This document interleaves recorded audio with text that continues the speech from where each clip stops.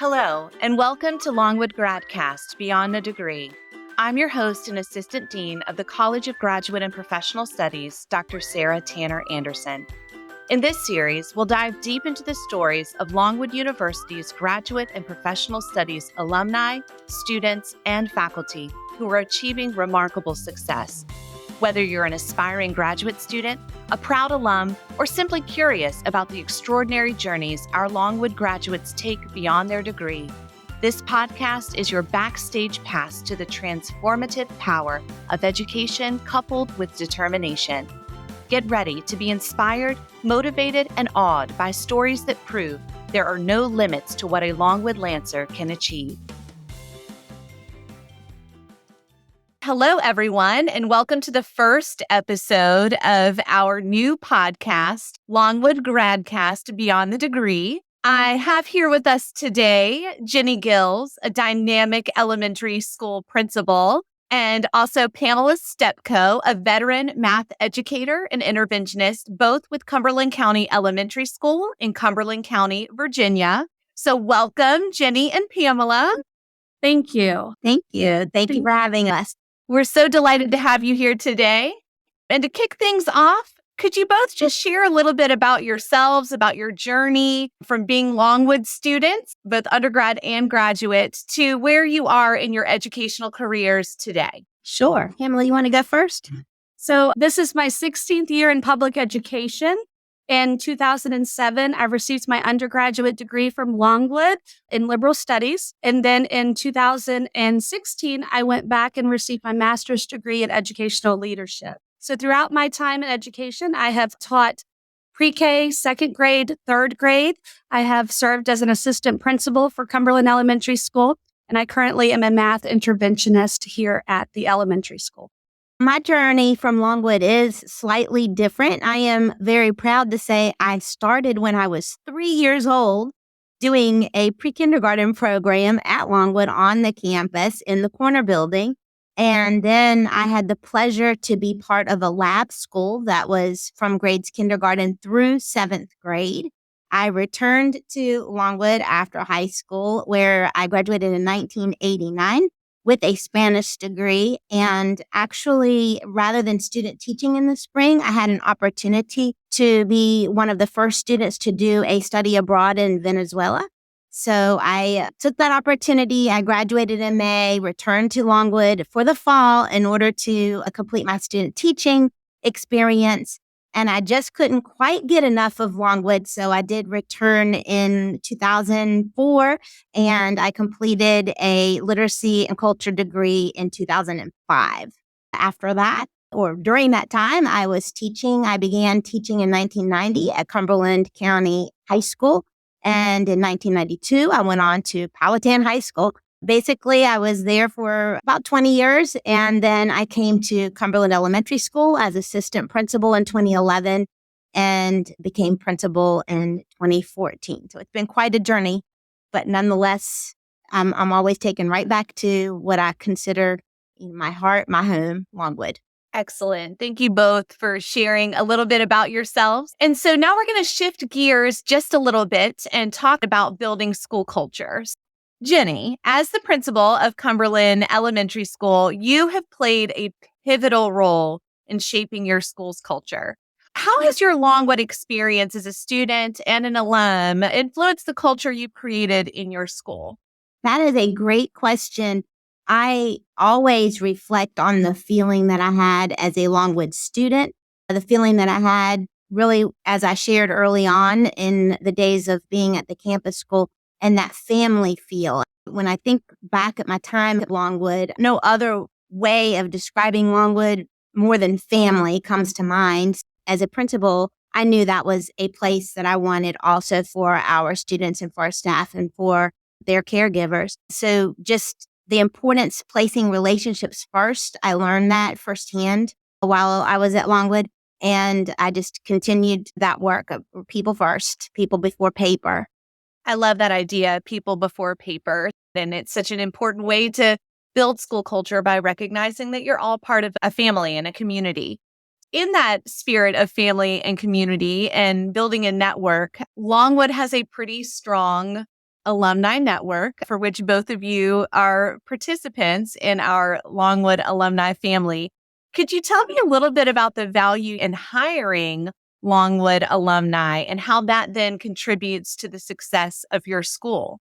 Sure. I believe we all speak the same language. When we've been at Longwood, we know what it feels like to have an intimate relationship, so to speak. We know each other. We know our families. We know our hobbies. We know our interests. So when we say we're a Lancer, even though I would be decades away from a new graduate, for example, a new hire, that feeling of being a Lancer is still prevalent, and we understand that. It's not uncommon here. We have flag raisings all the time. We breathe Longwood and we breathe Lancer pride here at the school. It is interesting. If you go through our hallways, you would rarely find a space that doesn't have a Lancer, whether it's a paraprofessional, whether it's a teacher, even our superintendent is a Lancer. We're confident because we did have that experience. We've shared that experience. We're always confident in the quality of who we're going to get. And then, as I said, we just share a special bond just because we are Lancers. Excellent. And so how has your time at Longwood and your experiences as alumni helped you become more effective leaders in your profession? I can say that my experiences through the educational leadership program at Longwood really helped me see through a different lens and seeing outside of the classroom, but seeing us, the school division, with systems as a whole of how all of the different pieces and parts interconnect, and just viewing decisions, taking into consideration of how all of those pieces support each other. So from building culture within the school to making relationships and connections with the community and families, just looking at overall the systems together. And I would add, while I was a student at Longwood, I had the opportunity to be a part of the Longwood Ambassadors. And I guess without even realizing it, I was already establishing a network. It was interesting because as a Longwood Ambassador, we did not necessarily have the same majors. We weren't necessarily in the same extracurricular activities, but we did have that in common. We had a leadership and a love of Longwood and a servant attitude. And so I guess we already established our PLN without even really thinking about it. And that definitely carried on to me as a graduate and on into my career. I also had an opportunity at Longwood to serve as a class president one of the particular years. And we actually were the sesquicentennial graduating class. So we began planning our graduation when we were sophomores because we knew we had this big year ahead of us. And again, I just think that experience prepared me for many of the pieces that I would do again through leadership. Really being forward thinking and not just thinking about today, but we were planning something far ahead. As a leader, I also had an opportunity to serve on a committee where we looked at the 5-year plan for Longwood, the 10-year plan. I don't know what the official name was, but it's interesting because I often tell the Longwood students when they come here, if ever you have an opportunity to sit on a committee and they're really asking you for feedback about something you want to see down the road, make sure you're really being thoughtful and you're giving them the what it could be, because in my mind, I never could imagine that Pine Street would not be that road right through the middle of campus. And that road is non-existent. So we could talk about it all day long, but current students do not know what we're talking about. And when I think back at the many things that they showed, the growth that was planned through that capital improvement is where that particular committee was. But it's just impressive as I saw each piece roll out and I thought, wow, we really were discussing that. And I was being a naysayer thinking it wouldn't happen. So just a great experience because now as an administrator, I have the opportunity to do the same. And then I also know that it can come to fruition.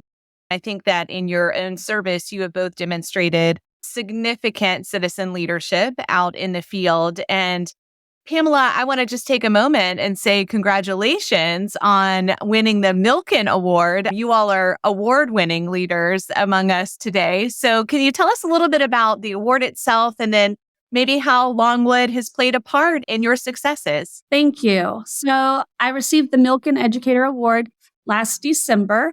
It is an award that is given to exceptional educators across the nation. And so I was the representative for Virginia for the 2022 year.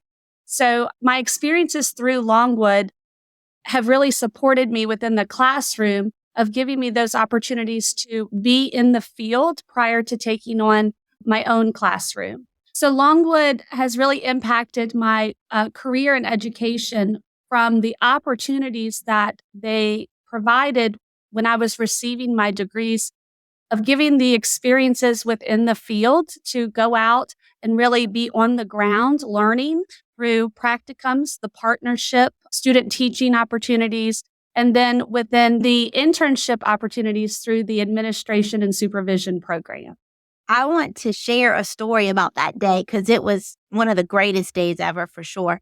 But this story came to me after the fact. So one of our teachers is also a Lancer, and the Milken Award we had to make up a story because Pamela didn't know that she was getting the award. Really, no one knew except for Dr. Jones and I and a few other people. And so we were then sharing it via Zoom so that all of our schools could watch it live. And one of the teachers was a Longwood Lancer, and she was also a teacher of promise while she was at Longwood. And so when the stream came across as they were getting ready to prepare, she recognized someone from the Milken Family Foundation. And so she went out to her grade level and she said, "You've got to watch this. You have to pay attention. Something really big is getting ready to happen." And so she was able to connect her experience as a teacher of promise with something big was getting ready to happen. And it was something big. I love that. It's tremendous, the work that you all are doing. And you've both noted the work that you are doing individually in your own leadership, the work of your school community, and how you have leaders amongst you in your school community. So I guess I have a collaborative question for both of you, since you are both Longwood alumni, both Lancers. How do you work to create that supportive and successful educational environment that you've talked about Longwood had provided you? How do you translate that into your own school communities? I can answer that by saying we believe that at Longwood we were given many opportunities. That's the best way to say it, many opportunities. And sometimes within those opportunities, we are successful. And sometimes within those opportunities, maybe we're failing forward. And so it is very important to me here to provide ample opportunities for our staff to find where their strengths are, and then to position our staff to be able to use that strength in order to improve the work that we're doing at school. I also, I look at it as a batting lineup. And so I'm always rearranging, trying to get just the right batting lineup. And sometimes it means that someone doesn't even realize that maybe they are a heavy hitter, or maybe they need to be the leadoff batter. Maybe they have to take a position. It could be, and I'll give an example. I had a kindergarten teacher who I moved to third grade math. That was a really big shift. He has had tremendous success. But we have to build that culture of risk-taking and really, as I said, tapping into people's strengths and then providing that support and that constant, you can do this attitude. I think I would say where that would be a belief that we carry throughout our school. I would also add on, we really embrace the coaching model and support within our building over the past couple of years. And that in itself has just brought on a whole different culture, that our teachers are comfortable with failing forward, viewing it as opportunities to learn and to grow, and then really embracing the collaborative piece amongst the grade levels, amongst the teams, and among the coaches.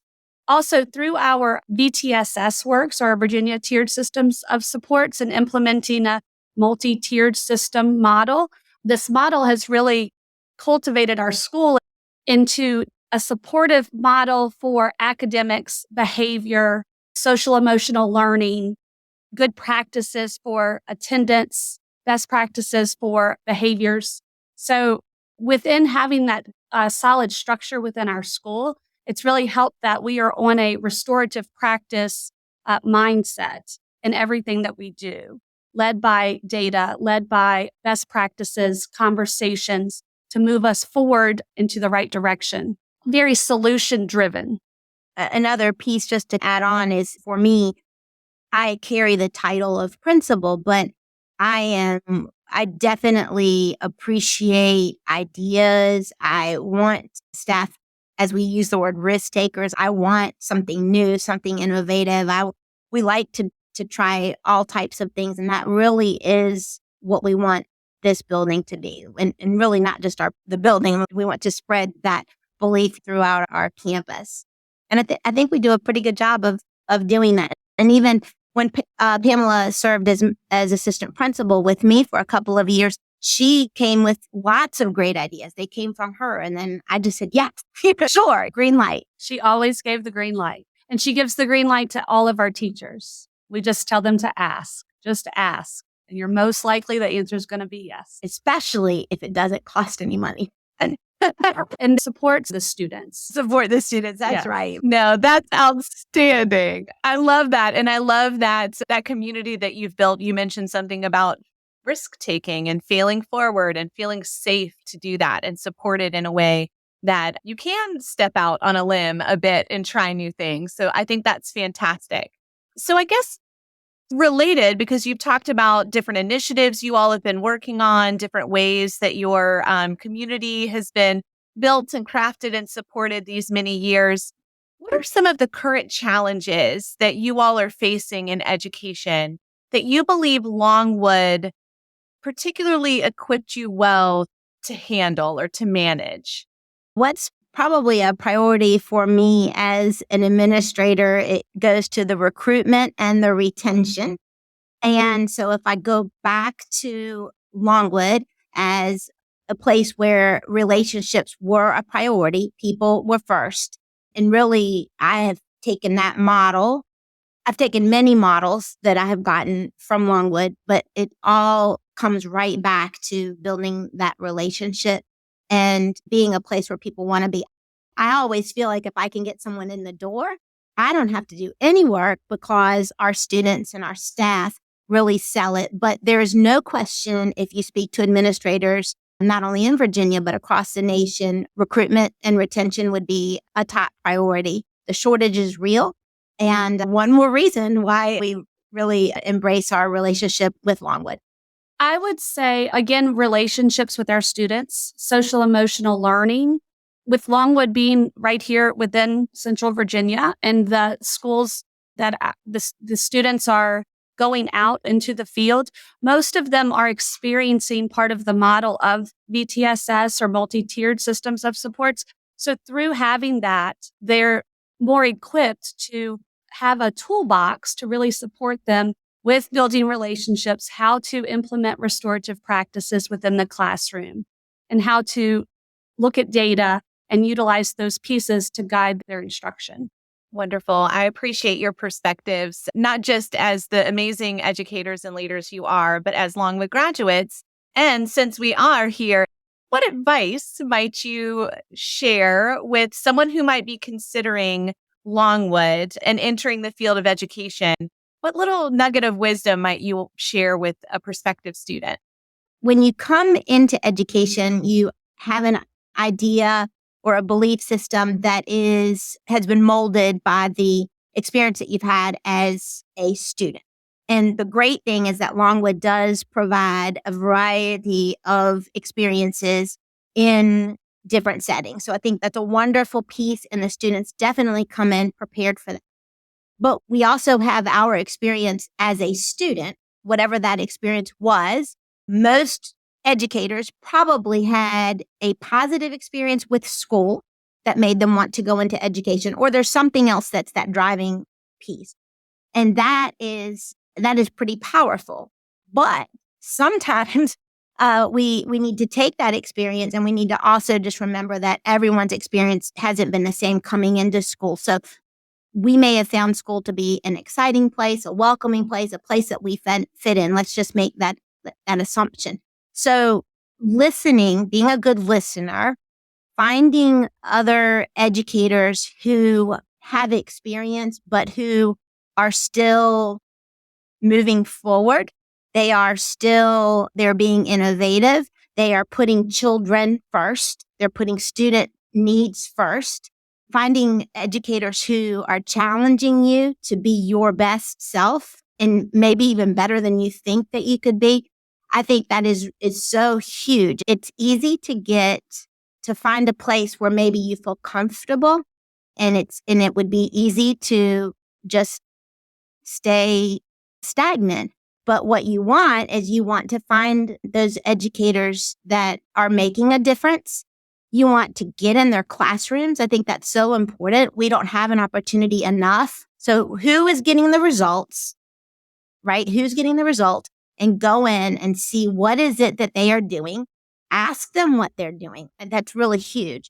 And then it's not just what's happening within your school. I think it's very important to look beyond your school to establish a professional learning network. We came through a time where technology was non-existent in this way. Students today and new teachers today have really no excuse for not growing a strong professional network. So looking beyond just your school and learning from people who are getting results. The list could go on. I didn't have an idea of what my 3-year plan might be, my 5-year plan, my 10-year plan, even though I'm certain I was asked that in an interview question. But I think really keeping that, rechecking that every year. What is my plan? So that in every experience that you have as a teacher, you're thinking about that experience and what is it helping you to grow? What is your next step? In other words, I sat on many committees over the years. Never once did I think I would be an administrator. And if I had thought in my 3-year plan, 5-year plan, 10-year plan, maybe I would be an administrator, then when I sat on the committee and I was doing that work, I may have looked at it through a different lens. I think that's really important. So finding people who are challenging you to be your best version, I think that's really huge. And staying away from the energy vampires, like just stay away from them. I would agree. My biggest recommendation would to be reflect. So just be reflective. Every experience is a opportunity to learn something, whether it was a good or a bad. So just be very reflective in all that you do and take those experiences and learn from them to move forward. And finding your people that are going to fuel you to just run. And another huge recommendation is to run. So when you have that idea, hold on to it and just go and just keep running until you reach what it is that you find is best for the students. Because really at the end of it, whatever it is that is best for the students is what is right. So finding what it is that you believe in and just run. I want to add on to that. I think that having the experience of secondary, working in high school, and then now coming to elementary school, one piece I've been able to see so prevalently is the elementary teachers don't really have an idea of the impact that they have made or that they are making on students. But I do. I know it because as a high school teacher, I got to read My Hero Was, or The Person Who Made a Difference in My Life, or over and over again, the stories were shared. One of the things that I do here, we do something called Gourmet Lunch with the Principal. It's part of our PBIS buy-in. The kids pay, dollars to have gourmet lunch, my personal favorite, with the principal. But the idea came from a student that I had when I taught high school, who shared that one of her greatest memories was a tea party that her 3rd grade teacher would have with a small group of students during recess time. So if you were selected, you came in and you had this. And she just remembered that she brought in her fine china and how special she felt because she got to use this fine china to have tea. So when we do gourmet lunch with the principal, I bring my wedding china in, the fine china and the flatware that's special, the cloth, napkin, the whole kit and caboodle. We set it up that way. So I share with the teachers all the time, you guys just have no idea, but I do because I spent 20 years listening to stories of how elementary school teachers in particular, but how teachers had made a difference in their life. Thank you both for sharing that, and great stories and also just great advice. So thank you for those aspiring to learn more, be more, do more. I love the idea of just running, just get an idea and run with it and see where it takes you and where it takes your students. You've shared a lot of information about what you do out in your schools and in your community, and also a lot about how Longwood has shaped you. I'm wondering if you might be willing to share a memorable moment or an experience from your time here at Longwood that has had a lasting impact on you and your career. I can share that within my last experience of receiving my administration and supervision degree through Longwood, at the time I was working a full-time job and I was also raising a family. So the schedule, the way the program was designed, and the flexibility to be able to juggle all of those things at the same time, I greatly appreciated, and it made it manageable, and it made me able to pursue my dreams of pursuing farther in education. So another piece with that would be within the educational leadership program, there was never a right or wrong answer or track. Every opportunity or every piece that we were learning about, it was an opportunity for learning. The professors were very open and collaborative and provided the relationships that were built to really support us through that journey, the collaboration, that it's okay if you fail within this, but that it's a learning opportunity. There was never a time that if I ran into a question, I would email and I would hear right back. So the support was just always there to get me through that path, that journey. So I was always very grateful for Longwood for that, as well as that I was juggling multiple things with a full-time career, raising a family, and then trying to get a master's at the same time. The flexibility that the program offered really allowed me to be able to pursue my educational goals. And I'm going to give it a twist. Both of my parents were Longwood faculty, and my home was in Farmville. So the professors from all different departments or staff from across Longwood would often come to our home. And so my perspective is from a kid, from a teenager, from a college student, from an adult. So always having Longwood in our home. And it was like a gathering of the great minds. Like there would be some debate, but it was always a friendly debate. They might argue and have a different feeling or belief about something, but it was always pushing each other to think, to be innovative. When they talked about Longwood, and I share this because I think it gave me a feeling of something I wanted to be. Like everybody knows, when I retire, I want to go to work at Longwood. So seriously, it gave me this feeling because they pushed each other to be better. They challenged each other to do more. They were so solution driven. So I think about that. And even with myself and the colleagues that I've had, we talk about work outside of school. I know like today's time, it's, you need to separate school and you need to separate your home life. But really, I was raised in a way that like Longwood and the work that they did was a part of who they were. So it wasn't wrong. Everything about it was right. And in the end, everyone, no matter who was at that table, was talking about how we could make Longwood better or how we could do this better for our students. That was the message. So when I think about Longwood, that's what I'm thinking about. These great minds coming together, just so different, so unique authors and speakers, and they studied and they had book studies without even calling it a book study.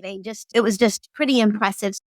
That memory or that feeling is what I want to carry into our school. I want everything that we do, I don't want it to have to feel like a separation. If you want to talk about school, that's okay. If you don't, that's okay. Because you know what? At that same conversation, they were also talking about each other's families, and they were also supporting one another personally. And so I've just carried that way of being into my leadership.